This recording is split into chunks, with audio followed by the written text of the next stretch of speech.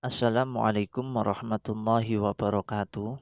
Bismillah walhamdulillah wassalatu wassalamu ala rasulillah Sayyidina wa maulana Muhammad ibni Abdillah wa ala alihi wa sahbihi wa mawalah. Bismillahirrahmanirrahim. Rabbi israh li sadri wa yassir li amri wa hlul 'uqdatam min lisani yafqahu qawli. Anak-anak, pada kesempatan minggu yang lalu kalian sudah kami kenalkan mengenai buku pegangan untuk materi ilmu pendidikan.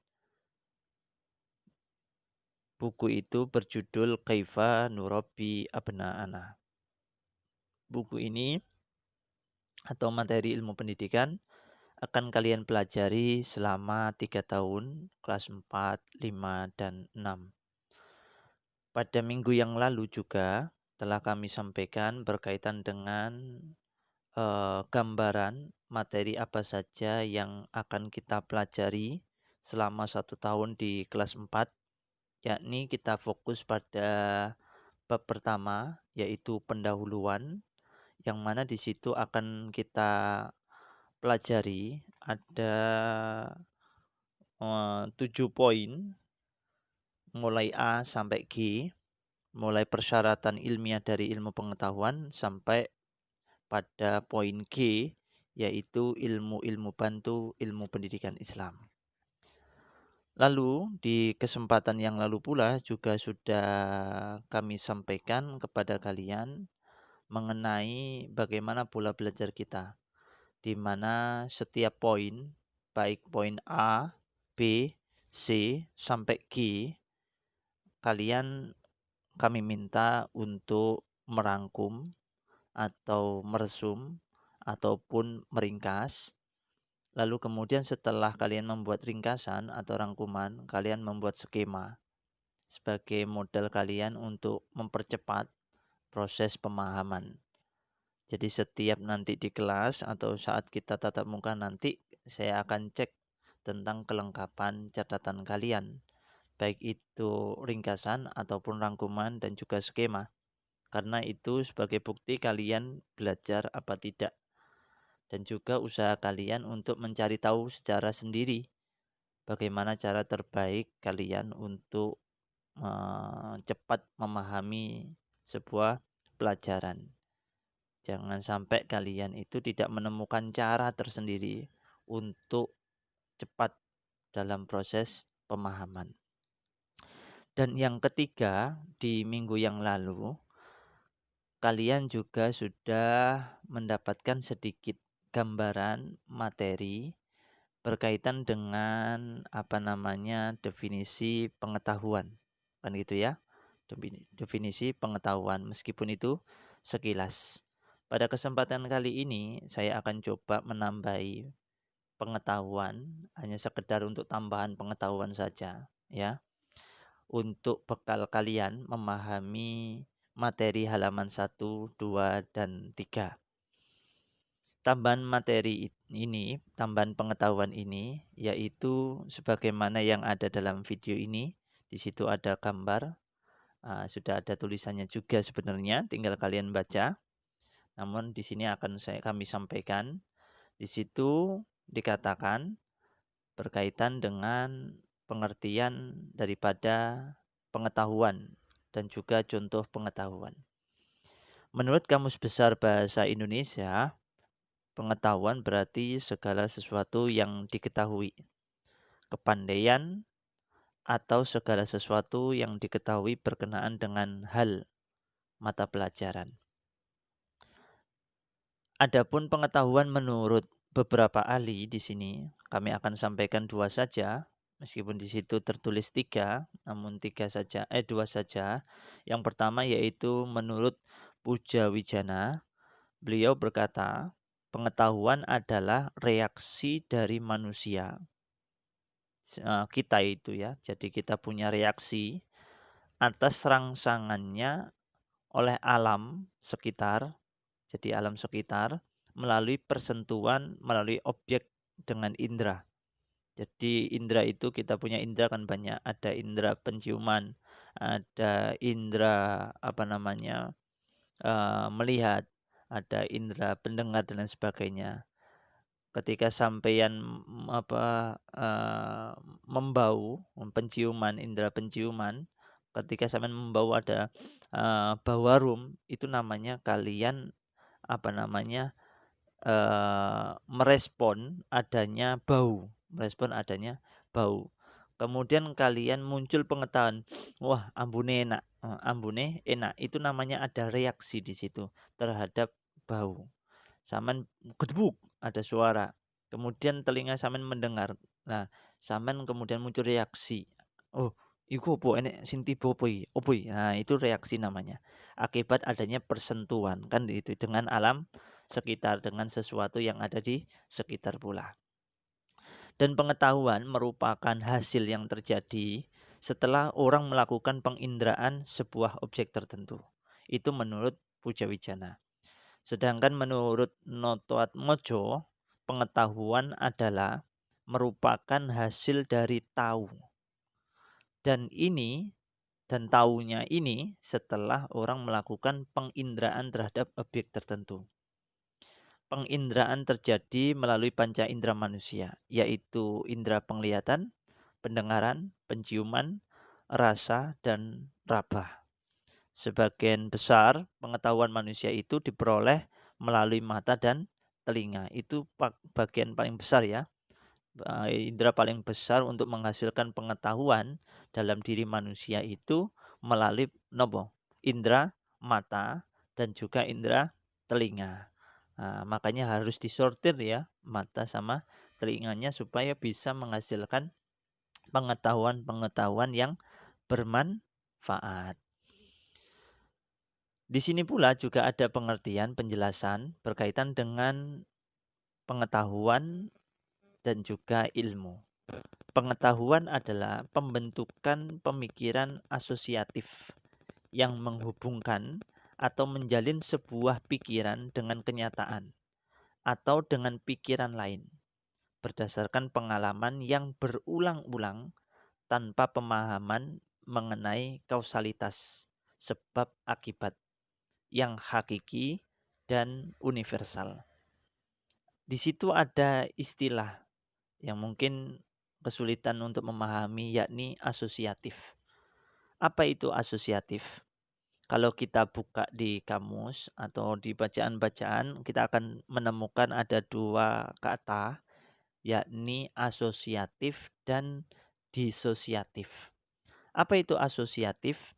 Asosiatif yaitu suatu bentuk interaksi sosial yang bisa meningkatkan hubungan kerjasama dan juga menciptakan kesatuan dan persatuan serta menimbulkan kesolidaritasan sesama manusia baik individu maupun kelompok. Adanya kerjasama di situ. Itu asosiatif. Berarti kalau pemikiran asosiatif berarti pemikirannya jadi satu, saling bekerja sama. Nah, itu. Terus yang kedua tadi kita sampaikan ada istilah disosiatif. Apa itu disosiatif? Berarti kebalikan daripada asosiatif. Kalau asosiatif itu kerjasama, satu kesatuan, dan sebagainya. Kalau disosiatif itu merenggangkan, menyempitkan, ataupun menimbulkan perpecahan. Itu disosiatif. Kan itu. Ini istilah sebagai tambahan saja. Di sini dikatakan juga di tulisan ini, ilmu dalam hal ini yakni ilmu pengetahuan adalah akumulasi pengetahuan. Akumulasi itu apa? Penghimpunan, perkumpulan atau terkumpulnya pengetahuan yang menjelaskan kausalitas, hubungan sebab akibat dari suatu objek menurut metode-metode yang merupakan suatu kesatuan yang sistematis. Contoh ya, contoh. Ada orang dan orang itu belum pernah mengenal apa itu jaringan. Jaringan internet, jaringan 3G, jaringan 4G, 5G, GG yang lain lah dan lain sebagainya. Ada orang belum mengenal itu semua. Lalu dia itu membaca berkaitan dengan informasi tentang apa? Jaringan. Dia membaca, banyak bacaan yang dia baca tentang jaringan. Kemudian dengan mengamati tentang jaringan, perubahan jaringan, bagaimana pola berjalannya jaringan, dan lain sebagainya dan sebagainya. Ketika dia selesai atau sedang atau dia mulai belajar, akhirnya dia mendapatkan yang namanya pengetahuan tentang jaringan. Nah, ketika orang itu sudah mendapatkan pengetahuan tentang jaringan, maka orang tersebut bisa dikatakan orang itu punya pengetahuan tentang jaringan. Dia punya pengetahuan tentang jaringan dari dia membaca, dari dia mengamati dan lain sebagainya. Namun orang itu belum bisa dikatakan sebagai ahli dalam hal jaringan. Karena dia bukan ahlinya. Kalau dia hanya sekedar punya pengetahuan tentang jaringan, iya kan itu. Makanya setiap manusia itu punya pengetahuan sepanjang alat inderanya digunakan untuk membaca, mendengar sesuatu yang berguna, untuk berpikir, untuk mengamati sesuatu, sehingga menimbulkan pengetahuan-pengetahuan baru. Makanya digunakanlah inderanya dengan baik agar bisa dalam diri kita masing-masing masuk sebuah pengetahuan-pengetahuan. Itu. Kemudian di situ contoh lain, ketika seseorang, ini ada orang diajak ke restoran. Diajak ke restoran, orang itu disuguhi ada makanan yang tidak dikenalnya. Disuguhkan di depannya ada makanan yang tidak dikenalnya. Belum pernah merasakan sekalipun, gak ngerti jenenge, gak ngerti isinya apa, modelnya gimana dan sebagainya. Akhirnya dia itu mencicipi makanan itu. Coba dicicipi. Nah, ketika dia proses mencicipi, maka dia di situ mendapatkan pengetahuan. Jadi proses mencicipi itu menghasilkan pengetahuan. Pengetahuan tentang apa? Pengetahuan tentang apa? Dia merasakan, ini masakan ini rasanya gimana.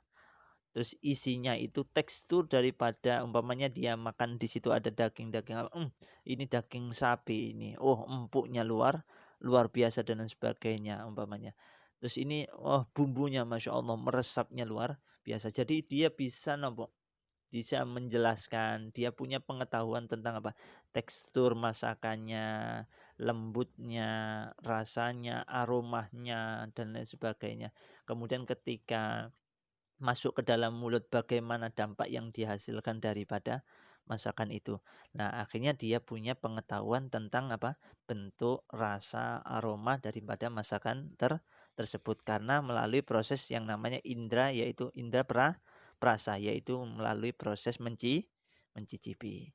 Nah, itulah yang namanya pengetahuan. Baik, anak-anak, kita lanjutkan. Di sini ada pengertian ilmu pengetahuan dan contohnya. Sebenarnya sudah ya, sudah kita anggap cukup tadi sebenarnya. Sedikit saja sebagai tambahan karena sudah sebelum di sini sudah ada contohnya, namun ini hanya sekedar untuk tambahan saja. Ilmu adalah pengetahuan, tetapi tidak semua pengetahuan adalah tergolong ilmu pengetahuan. Ilmu pengetahuan adalah seluruh usaha sadar untuk menyelidiki, menemukan dan meningkatkan pemahaman manusia dari berbagai segi kenyataan dalam alam manusia. Segi-segi ini dibatasi agar dihasilkan rumusan-rumusan yang pasti. Ilmu memberikan kepastian dengan membatasi lingkup pandangannya. Jadi dipersempit pandangannya, kemudian ada teori-teori di situ, ada metode-metode yang digunakan dalam sisi meneliti, mengamati dan lain sebagainya, dianalisa dan sebagainya. Dan kepastian ilmu-ilmu diperoleh dari keterbatasan. Seperti mengamati tentang antariksa, maka melahirkan ada ilmu berkaitan dengan ilmu falak, ilmu antariksa, ilmu astronomi ataupun yang lainnya. Kalau kaitannya dengan struktur pengamatan terhadap struktur tubuh bagian dalam manusia, maka muncul yang namanya ilmu biologi. dan lain sebagainya lah, dan sebagainya. Kalian lebih lebih tahu kan gitu ya. Kemudian di sini dijelaskan apa perbedaan antara ilmu dan pengetahuan. Di situ dikatakan ilmu adalah pengetahuan yang telah disusun secara sistematis dan berlaku umum. Itu ilmu. Ada istilah sistematis. Apa itu sistematis? Kalian bisa buka di halaman 1 di paragraf terakhir, di situ ada pengertian daripada sistematis. Sedangkan pengetahuan adalah pengalaman yang bersifat pribadi atau kelompok. Belum disusun secara sistematis karena belum diuji coba. Itu pengetahuan. Kalau ilmu itu sudah melalui proses uji coba, proses penelitian dan disusun secara sistematis dan berlaku untuk umum. Kalau pengetahuan itu belum diuji coba, belum disusun secara sistematis, dan itu masih bersifat apa? Pribadi atau kelompok tertentu. Paham nggih? Kelompok tertentu. Kemudian apa namanya? Di sini dikatakan untuk apa namanya? Pengertian yang lain berkaitan dengan ilmu pengetahuan. Jadi ada definisi yang lain yang bisa kita jadikan tambahan referensi, tambahan bacaan, dan juga tambahan pengetahuan berkaitan dengan pengetahuan, ilmu, dan ilmu pengetahuan. Dalam Webster's Dictionary, istilah pengetahuan, knowledge, adalah sesuatu yang menjelaskan adanya sesuatu hal yang diperoleh secara biasa atau sehari-hari melalui pengalaman-pengalaman, kesadaran, informasi, dan sebagainya. Itu pengetahuan. Sedangkan ilmu atau science, di dalamnya terkandung adanya pengetahuan yang pasti itu lebih praktis, lebih sistematis, lebih metodis, ilmiah, dan mencakup kebenaran umum mengenai objek studi yang lebih bersifat fisik, natural, atau alami. Adapun aktivitas manusia yang dapat mengembangkan pengetahuan itu dipengaruhi oleh beberapa faktor, antara lain bahasa dan juga penalaran. Tadi di atas ada istilah sistematis, ada istilah metodis. Di buku sudah ada di halaman 1 dan juga di halaman 2. Itu pengertian daripada pengetahuan. Sekarang pengertian daripada ilmu. Apa itu ilmu? Ilmu adalah pengetahuan yang bersifat umum dan sistematis. Pengetahuan yang dapat disimpulkan dalil-dalil tertentu menurut kaidah-kaidah yang umum. Penjelasan kedua, ilmu adalah pengetahuan yang sudah dicoba dan diatur menurut urutan dan arti, serta bersifat menyeluruh dan sistematis. 3. Ilmu di sini merupakan suatu ilmu pengetahuan bila itu terkait dengan suatu masalah dan bidang tertentu. Itu pengertian daripada ilmu dalam hal ini adalah ilmu pengetahuan. Sekarang ketika tadi sudah kalian mendapatkan penjelasan, pemaparan, dan juga informasi berkaitan apa itu pengetahuan, apa itu ilmu, sekarang kita jadikan satu, apa itu ilmu pengetahuan. Ilmu pengetahuan adalah suatu uraian yang sistematis dan metodis tentang suatu hal atau masalah yang memiliki objek serta menggunakan metode dan sistematika tertentu. Itu ilmu pengetahuan. Jadi ilmu pengetahuan adalah rangkaian konsep dan kerangka konseptual yang saling berkaitan dan telah berkembang sebagai hasil percobaan dan pengamatan yang bermanfaat untuk percobaan lebih lanjut. Itu ilmu pengetahuan. Jadi sudah terkonsep, ada kerangkanya, kemudian sudah dikembangkan, melalui hasil percobaan dengan menggunakan metode-metode, dari proses pengamatan, penelitian dan sebagainya, dan itu hasilnya nanti ilmu pengetahuan itu bisa bermanfaat, untuk percobaan lebih lebih lan lebih lanjut. Itu berkaitan dengan apa namanya?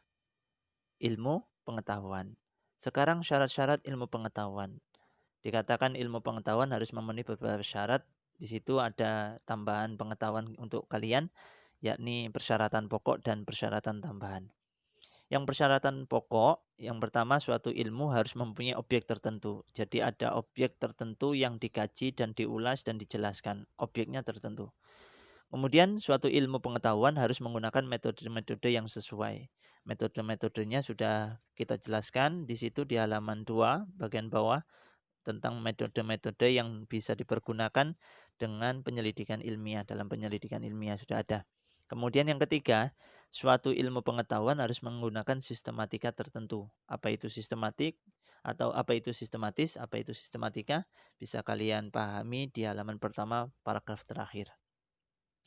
Kemudian persyaratan tambahan. Ada persyaratan tambahan daripada ilmu pengetahuan. Apa itu?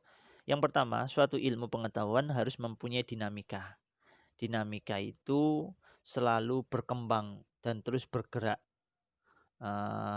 Menimbulkan perubahan mengikuti tuntutan dan tatanan baru. Jadi ilmu itu selalu berkembang terus.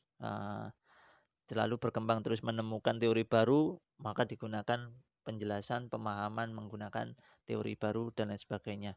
Jadi selalu muktadul hal, sesuai dengan keadaan. Nah, itu selalu berkembang ilmu pengetahuan itu. Dan terus akan mengalami seperti itu. Contohnya mawon umpamanya tentang teknologi, ilmu teknologi lah. Kaitannya dengan HP. Biyen HP monoponik, Triptonic, terus apa dan lain sebagainya, ponik-ponik. Nah, sekarang menjadi model Android, ada apalah, kan itu terus berkembang ilmu pengetahuan. Kemudian suatu ilmu pengetahuan harus praktis. Ketiga, suatu ilmu pengetahuan harus diabadikan untuk kesejahteraan umat manusia. Kalau boleh saya berpesan, kita itu disuruh belajar, menuntut ilmu, menuntut ilmu itu harus diniatkan untuk kesejahteraan, untuk kepentingan orang lain, untuk kepentingan orang lain. Jadi belajar hari ini adalah usaha kita mencari bekal sebanyak mungkin untuk bisa mencerdaskan masyarakat atau orang-orang di sekitar kita. Kan itu, harus ada punya niatan seperti itu. Sehingga kalian akan selalu terdorong, tersemangati dalam hal belajar. Jangan sampai kalian lemas, malas dalam belajar karena nggak punya niatan. Jadi harus bisa, umpamanya sampean berjuang untuk negara Republik Indonesia ini. Berjuang ya nggak mungkin. Kita hanya bisa berjuang turut berkontribusi mencerdaskan orang-orang yang ada di sekitar kita. Itu saja sehingga kita tersemangati untuk terus belajar. Baik anak-anak, kalian sudah mendapatkan sekian banyak tambahan pengetahuan sebagai bekal kalian memahami poin A, yakni persyaratan ilmiah daripada ilmu pengetahuan. Dan sudah cukup jelas tadi materi-materinya, tinggal kalian mengulang, memahami, merenungkan. Jadi direnungkan dulu, dibaca berulang kali agar supaya cepat paham, jangan hanya sekedar sekali mendengarkan, sekali membaca. Karena itu nanti akan terjadi pemahaman.